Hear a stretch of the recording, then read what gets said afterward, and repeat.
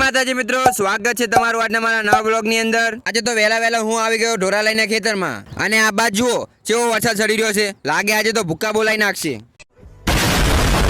પછી હું બેસી ગયો સ્ક્રિપ્ટ લખવા માટે, અને નવરાત્રીના કારણે બ્લોગ મોડા આવશે, ખોટું ના લગાડતા। अच्छा हमको सिखा रिया है। પછી ખેતરમાંથી પૂળા ઘરે લઈ જવાના હતા, એટલે આપણો એકલાનો વારો આવી ગયો।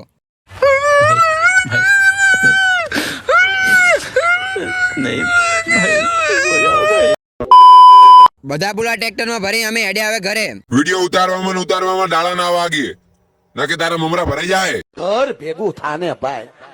A few moments later. રાત્રે આવી ગયા મંદિરે, અને મેં કરી નાખે બધા માતાજીના દર્શન।